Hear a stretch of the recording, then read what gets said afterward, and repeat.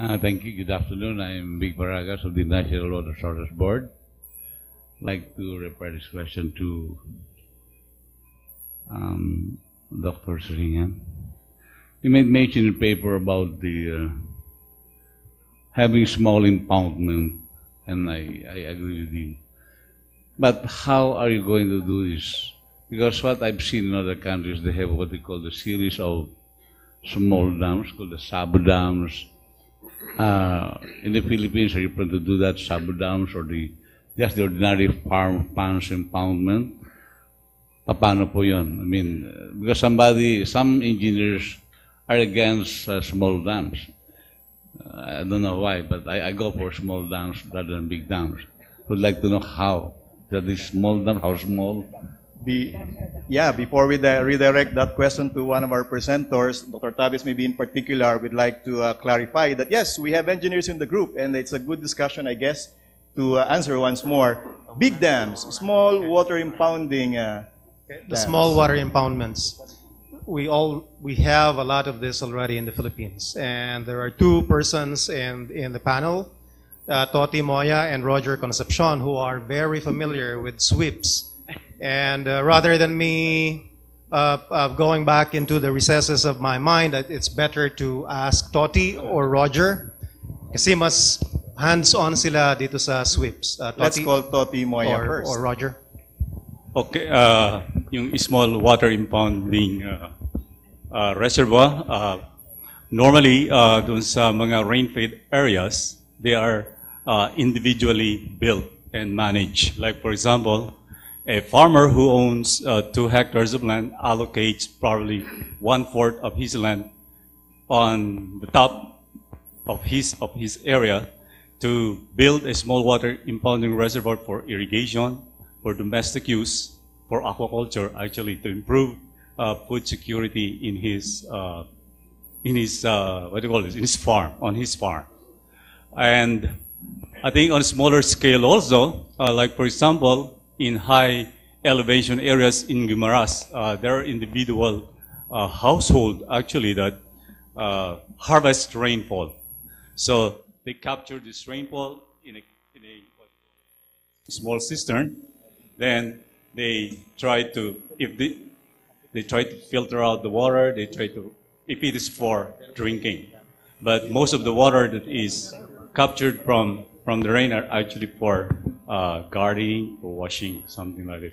And on community-based, merong mga small impounding reservoir like we have in Bohol and in many areas na community managed.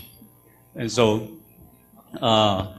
yung program nito, actually there's a national program. Probably Roger can better discuss the national program on the small water impounding Dr. reservoir. Roger Concepcion.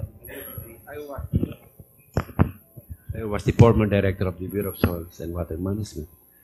Well, the water impoundment are in 2 forms. One that is serving the whole community in the upland, which is not served by the national irrigation system. They are practically isolated. The other mode is serving individual requirements and individual uses. Yung individual requirement, we have one, we call it the small farm reservoir.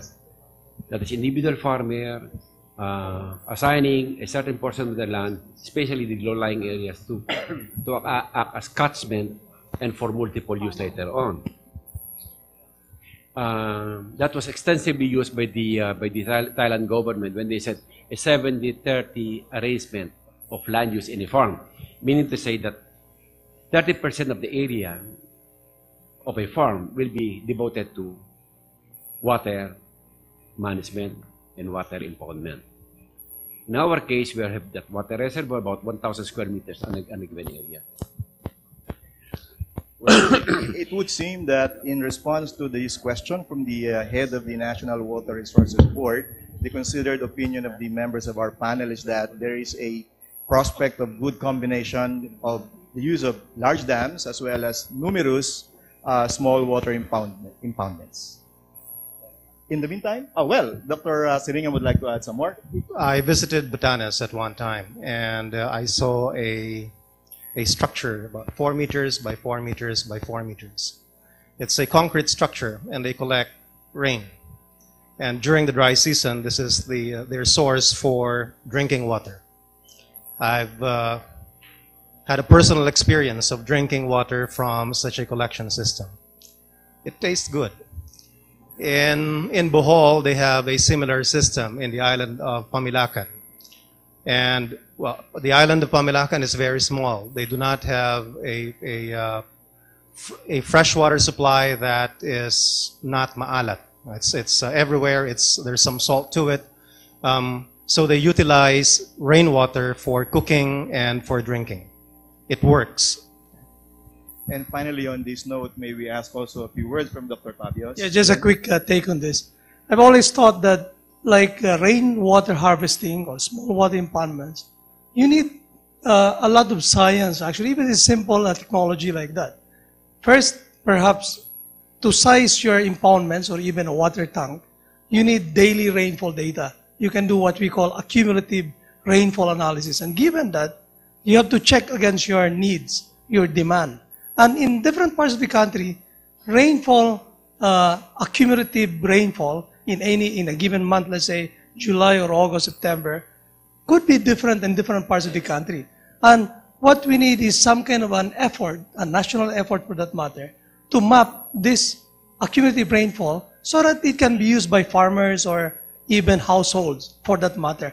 And daily rainfall is quite important for that matter. So it can be done. We are of the opinion it can be done if done scientifically and systematically. Speaking of other parts of the country, we have a question awaiting. Well, from UP Visayas in Tacloban, there's the question coming. UP Tacloban, please come in. Yes, sir. Good afternoon po. This is Mr. Nival from Tacloban. Tatanong ko lang po kung this question is addressed to Professor or Dr. Tabios.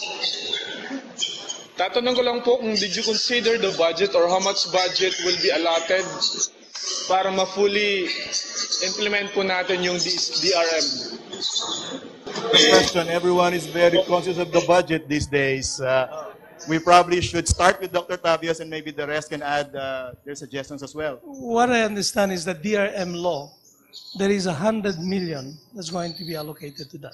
I believe 1 billion for the 1 Office of billion. Civil Defense. 100 million only. I understand. In any case, I think Pag-asa, we need to have more budget for Pag-asa. And ASP, And P-Box as well.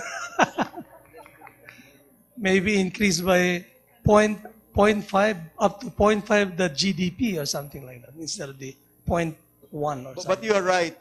In the budgeting process, the Office of Civil Defense, the National Disaster Coordinating Council, they're also making recommendations which agencies and for how much and for what activities should be budgeted. But perhaps one should do the overall total for the whole Philippines to be able to say that we are spending enough or not enough. Perhaps Dr. Dansigan has more to add. Well, there are so many activities under this implementation of the RM plan. But then you don't have to do this simultaneously at the same time. And there are different agencies involved. We just have to align our activities all together on trying to solve a common problem, which is disaster risk management. Very true. And some activities, in fact, should be financed or better financed by the private sector. In the meantime, let's go up north to UP Baguio. I think there's a question, next question coming from UP Baguio. UP Baguio, please come in. If the knowledge and expertise on these issues have been there all the time, how come we still don't have an efficient DRM? When do we start and who will initiate? Sir, let's start with Dr. Siringan now. Dr. Siringan, would you like to start? Well, when we say disaster preparedness, well, keyword there is we have to be prepared. And what do we prepare from? How do we prepare? Science has a lot to do with it, and I can speak from the side of science.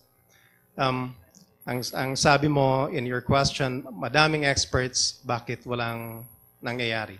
Or perhaps we can look at, well, are these experts tapped? Or are we tapping international experts rather than local experts? May advantage when you tap locals because they are here, they have a lot of things that are at risk. Not come in and then spend a few days here and then give a recommendation. And this is something that we should push, that the local scientists be given the opportunity to do the work. Paglaban siya. It is good that we're getting a lot of support now in terms of doing research, but I think that we can do more. And we can have more students trained in the different fields. We can fund a lot of researches that some people might think as something being esoteric, like paleoclimate work in my case, or landslide studies that are done out in the field that are typically, well, they don't get funding. But it is something that we need to do. We have a lot of volcanoes in the Philippines, but we have very few volcanoes that are well studied. And we need a lot of support so that we will know what we have. And thus we would know what to prepare for, what to prepare from. Madami pa tayong hindi alam, madami pang kakulangan sa kaalaman. And that's the role of the university, to provide knowledge, to add to this knowledge, to provide understanding to the nature of the disasters. I think I saw a few hands starting to be raised in the floor or in the auditorium this afternoon. Now, probably we should take one question from the floor in the meantime. May I call the gentleman at the back in blue shirt, please. Please introduce yourself and direct our question to a specific presenter. Thank you. Good afternoon. I'm Hector Peñaranda from the DAR26 in Iloilo. I would like to address my question to Dr. Lansigan and probably to Engineer Siringan. Sir, it seems that SWIP is highly recommended to tap water for various use, especially in the farming communities. In fact, one of the communities or towns in Iloilo province, the Bingawan town, is considered as the SWIP capital of the Philippines because of the various SWIP that has been constructed in that area.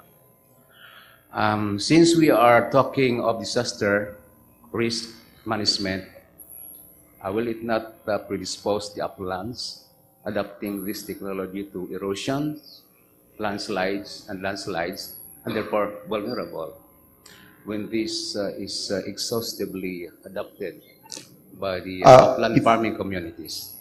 Thank you. Thank you. I think the question was related to small water impoundments, but also relation to erosion of slopes. Who would like to take the question first? Let's call the engineer, Dr. Tabias. I'm sorry, I was not so clear about the erosion question.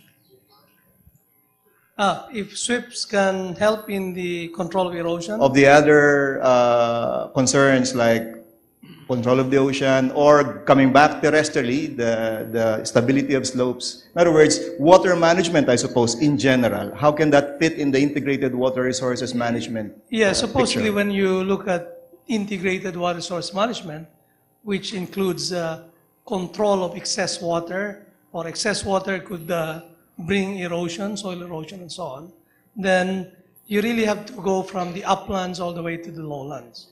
It's, in other words, whatever you do upland could, of course, affect, but like small water impoundments, I believe they will be in the lowland areas. That's where you would locate them. But as far as the forest, the steep slopes, the upland areas where you have steep slopes, you have to have soil erosion or soil stability measures if you have indeed a problem with soil erosion, which can be, there are measures for controlling soil erosion, reforestation or riprap and so on. Thank you. Thank you for mentioning integrated water resources management. Some people use the terminology from ridge to reef, that everything is interconnected. After all, water flows.